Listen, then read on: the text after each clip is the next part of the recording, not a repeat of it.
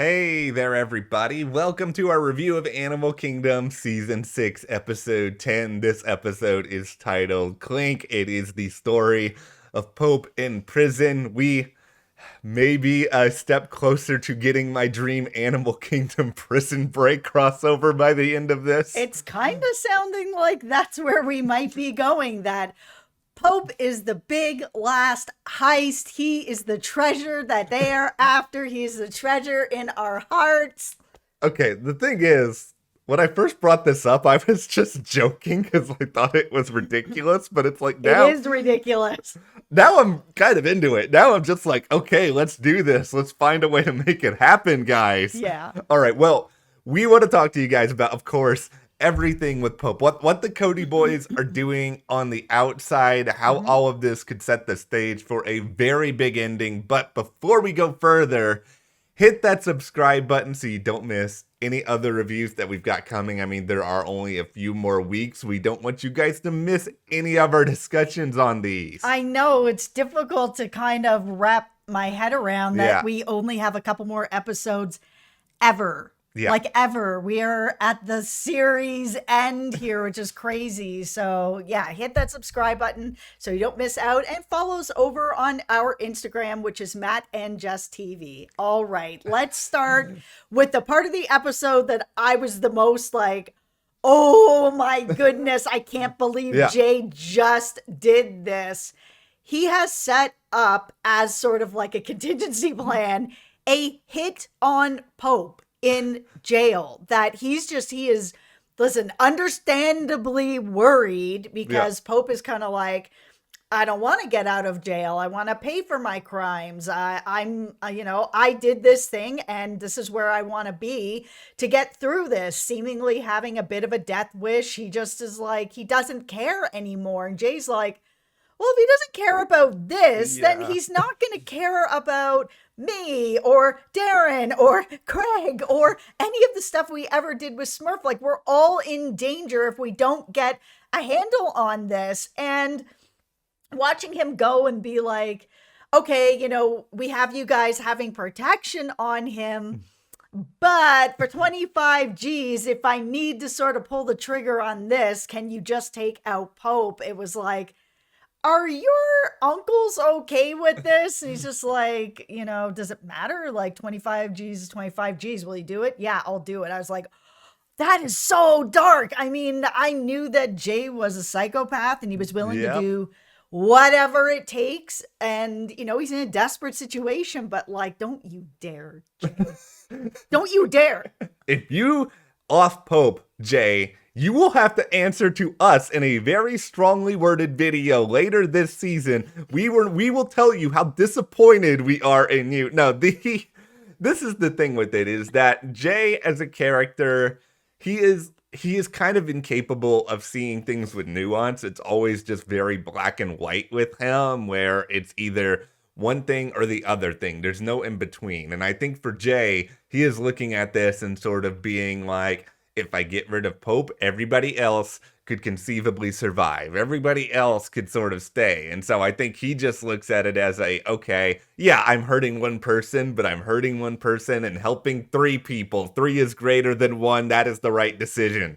Jay suggested killing a child. Like, we've all known that Jay is capable of some really dark stuff, but killing his uncle is one thing, but bringing up like, all right, so we'll just take care of this Amy person. If she can't show up to testify or, corroborate any of these stories, then that works out. Okay, what about Lena? We'll just kill, her as well. And seeing Darren's faces turn around and be like, we're not killing any kids. No. Like, no, what is wrong with you? That even they're starting to see that, I mean, they've always seen, but they're really seeing just the lengths that Jay will go to protect their secrets. Not even protect the family, because Lena is family. Pope is family. It's to protect his interests. Can we do a prisoner exchange here where we just sort of take Pope out and we put Jay in his place? Because clearly Jay is not only the most dangerous person at the Cody Boys, Jay has no remorse for anything. Pope at least feels bad. No, and there's definitely been some theories around Jay this season from you guys talking about the idea that this was always Jay's plan, that he even told Smurf, before she died, I'm going to take everything from you, everything. And this is a situation where, this could be all coming together where Jay is in charge of all their money and everything that's going on. So he may be taking all that already behind their backs, and the Cody Boys are going to be left with nothing. And, kill off Pope, kill off Lena. Like, it's all turning into that. So I think all of you out there that have that theory, it's coming together. Let's put this on here too then, is that we have all kind of wondered what's the point of this freaking Penny storyline. Is it that because Penny works at the law firm that he can sort of use Penny in order to move and shift some things around behind the scenes legally so that he has possession solely of a lot of things? Is that a means to an end, or is this just Jay annoying all of us as viewers? I think personally, it just feels like Jay is looking to have someone that he can control. He really likes having control over people, manipulating people to do what he wants. She's married. He can't really have her. He's trying to have her. I think that this storyline is just furthering that feeling that Jay wants control, and he wants control over everything. And she is one of those things. Speaking of control or lack thereof, like, I love watching Pope all the time. It doesn't matter. He's a great character. But Pope behind bars right now is just, he is such a disaster. Like, this guy does not know what he's doing. He does not know who to talk to. He's just like, there's just fights happening all around him. And I kind of understand where he's coming from. They've paid to make sure that Pope has protection. So these people have to be around him all the time. Yeah. Pope is someone who likes to be alone. He needs his time on his... I completely understand. I am one of those people too. If I don't get my alone time, I turn into Pope. So I understand it to the point that he's like, I'm going to get into this fight. I'm going to be thrown into solitary. They put him on medication. There's that moment of relief at the end of it when they shut the door and he's like, I'm alone. I'm like, okay. Pope is a man with very simple wants and needs. Even in prison, all he wants is his solitary confinement and his peace. Yep.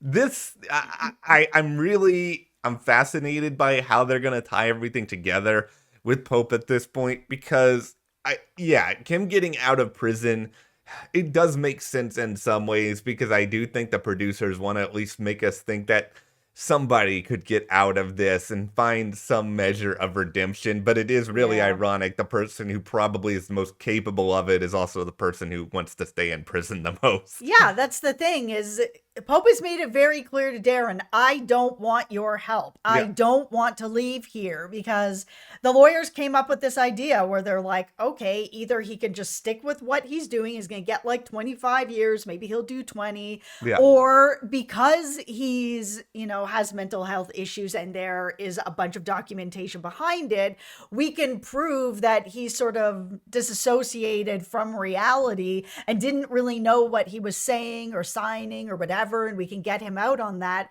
But when it was brought to Pope, he's like, I'm not doing that. Like, I'm here sort of for my own, I need to pay for my crimes so that I can have redemption and move forward from them. And Darren's just like, well, we could make it that, Amy doesn't show up, wink, wink. And he's like, no. Yeah. But Jay on the other side of it is saying, listen, like, Pope doesn't really get a choice in this. He's in jail. We all need to protect ourselves. So we can just take care of Amy and deal with Pope being pissed off later, and he'll figure it out. He'll understand in the end. He may understand. I don't think he's going to like it, but he'll understand. I think really the situation here is just that Pope has been manipulated his whole life. Like, he was manipulated heavily by Smurf. He's being manipulated heavily now. Like, it is very well possible that they're still going to find a way to spin his behavior now and sort of attribute it to, his state of mind. That even with the murder of Catherine Bellin, he was heavily under the influence of Smurf, who was controlling and manipulating. And that part of it is 100% accurate. Like, he was completely under her control at the time in which that happened. Yeah, I mean, that's the whole thing, that when we got to the end of this episode and Craig is like, we're going to break him out, Yeah. prison break, here we go, sort of thing. Yeah. Our time at Oceanside is over. Yeah. And that is true. We had some people even tell them, like, yeah, nobody respects you anymore. Pope's in jail. Smurf is dead. You guys don't know what you're doing. Like, yeah, we're all moving in on you guys now because your time is done. Where Craig is like, we're just going to break him out of prison and sort of all go on our ways. I'll go to Texas with Ren and Nick. Maybe Darren will go and find Adrian. Jay will just roll around in his money. But it's kind of like, okay, well then what's the end for Pope? He can't stay there. He's not going to go with them. He can't, if he's broken out of prison, he can't get on a plane and just go with Darren to go find Adrian. Like, I don't really think they're really thinking, like, what is the end game for Pope? He just hides out in the States forever. Like, it's just not a thing that's going to work out.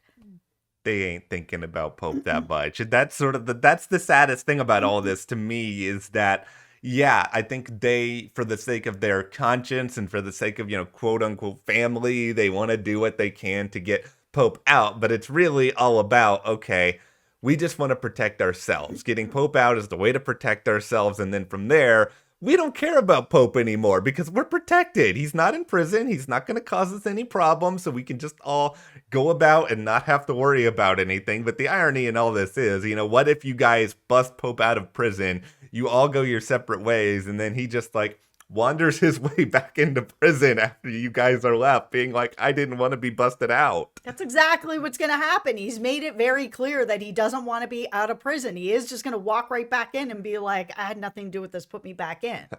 Okay, so we need to talk about the flashbacks because we only have a couple episodes left, and we haven't really gotten to the point yet where they've brought in teenage Julia, and she's, done very well on her SATs. She's in the 94th percentile. Like, there's really a future for her. So how did she end up where she is? And we only have a couple episodes to find that out.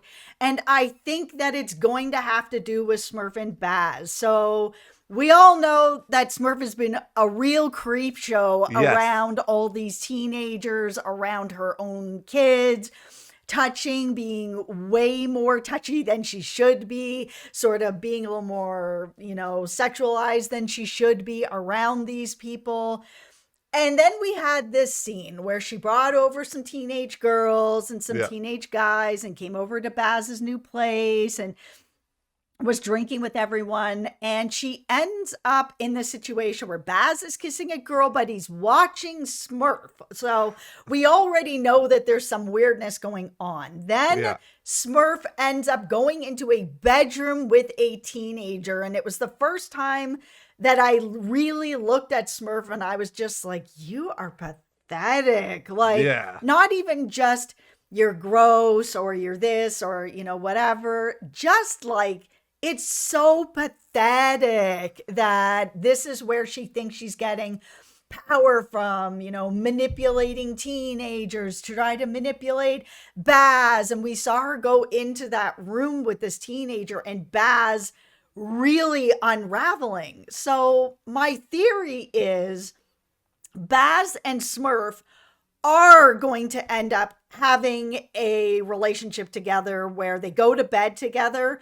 Julia finds out, and that will be the beginning of her addiction and her downward spiral. I think having your mother do something like that with sort of the first boy you were ever with or the boy you love, and now your mother has slept with him, I think that's going to be the trigger, and she's just not going to come back from that. There are some pieces that are in place with this just already, in that we know that Baz, he's not the best person. Like, let's just put it that way. No. He's somebody who I think is very well capable of this. And I think Smurf just seems to really enjoy having Julia be miserable. Like, she really understands that this is somebody who could move on to do other things, that this is somebody who is smart, has some positive. She's like really legitimately trying to care for her brother. We see this in a number of different occasions, like when she's just like trying to talk to him on the road. Like, there's a very important connection there. And I think she's threatened by Julia in all these different sort of ways. And if she can't do something to her directly that's going to affect her, she can do something to try to wreck her emotionally. And I Mm-hmm. think whether it is this with Baz or whether it is misinformation that Smurf spreads or whether it is like just some direct act of sabotage to Julia's future, I think she has a very specific hand in Julia's downfall, and there is a very big reason why we are in this time period as opposed to where we were in season 5. Yeah, and I think that learning why and how Julia ended up where she was is a really important thing for us to learn before the end of the show. Yeah, like Oh, the end of the show. it's sad. Like it's sad to think that we I are love this. this show. I know it's a great show with a lot of interesting relationships. There's a lot of just moving parts right now, and this is sort of my only real frustration is just that with so few episodes left, how are you going to establish like a proper end game for everyone? Like I have been waiting for an Adrian update for like years, and it's just like, is there anything more to really say there? I don't know, but I want Darren to, whether he's arrested or killed or ends up with Adrian, whatever, I want there to be an end game. I want him to just end up with Adrian. Listen, if we're going to get any sort of happy ending, let's just have that. Yeah, I think, I think there's at least a chance the two of them like move forward and maybe Darren gets himself out of trouble to some extent. Yeah. All right, well, go ahead, hit that subscribe button so you guys don't miss any other Animal Kingdom discussions we've got coming your way. Follow us on Instagram at Matt and Jess TV, and we will see you here next time.